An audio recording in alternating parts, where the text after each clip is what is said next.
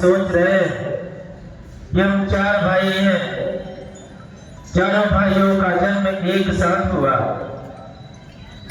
हम सभी चारों भाई भोजन करते हैं, सैर करते हैं, खेलते हैं, तो साथ ही साथ में हम चारों भाइयों का अपने संस्कार का क्षेत्र यहाँ तक की विवाह भी साथ में ही हुआ। परंतु आज सभी को छोड़कर बड़े को राजा बनाया जा रहा है। भाई हमारे विवल वंश में कुछ अनुचित तो नहीं हो रहा है, ऐसा मैं सोच रहा हूँ। परंतु यदि हमारे गुरुदेव ने कहा है कि आज की रात्रि बड़े संयम नियम के साथ व्यतीत करनी चाहिए, तो मैं अपने गुरुदेव की आज्ञा का पालन अवश्य करूंगा।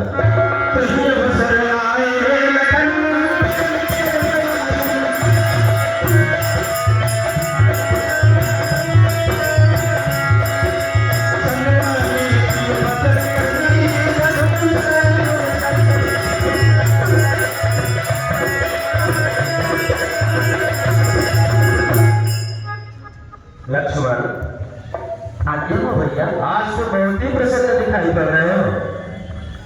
इस प्रसन्नता का कारण मुझे नहीं बताओगे?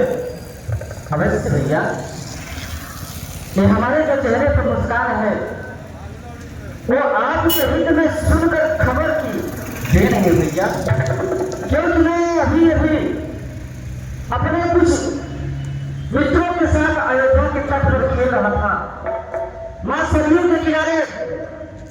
परंतु वहां हमारे मित्रों द्वारा यह खबर मिली कि सुबह होते ही आपका राज्याभिषेक होगा, और ये समाचार सुनकर हम सहन नहीं कर पाए और दौड़े दौड़े आपके शहर की दर्शन के लिए आपके पास आ गए।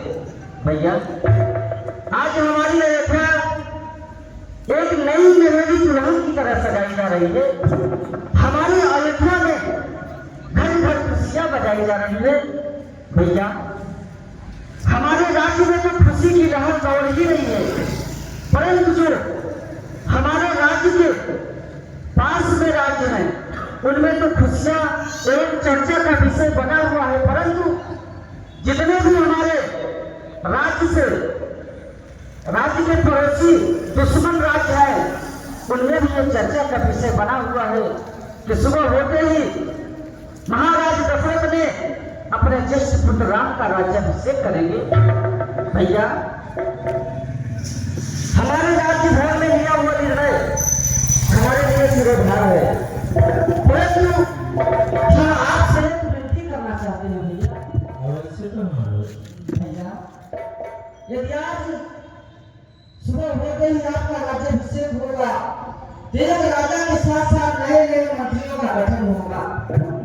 हमें उसमें से ना ही मंत्री का पद चाहिए और ना ही अयोध्या से कोई माल खजाना चाहिए, ना ही हीरे चाहिए, ना ही कोई, ना ही चढ़ावा। हमें अयोध्या से कुछ नहीं चाहिए, सिर्फ चाहिए तो आपके चरणों की सेवा चाहिए। भैया, कहीं आप राजा बनते ही अपने चरणों की सेवा से हमें दूर मत करना। हम सिर्फ यही चाहते हैं कि आप अपने चरणों में जगह दे और अपने चरणों की सेवा करने का अवसर प्रदान करें। धन्य हो भाई लक्ष्मण, तुम धन्य हो। मैं तो भगवान से ही प्रार्थना करूंगा इन तीनों लोगों में, पूरे संसार में यदि किसी को भाई मिले तो मेरे लक्ष्मण जैसा मिले, जिस भाई के ऐसे विचार हो जो कि मेरे भाई लक्ष्मण को धन दौलत राज्यपाट किसी से कुछ भी मोह नहीं है, कुछ भी लोभ नहीं है। एक भाई का परम कर्तव्य ही ऐसा होना चाहिए। मैं तो प्रभु से यही बारंबार विनती करूंगा, संसार में किसी को भी भाई मिले तो हमारे लक्ष्मण जैसा मिले।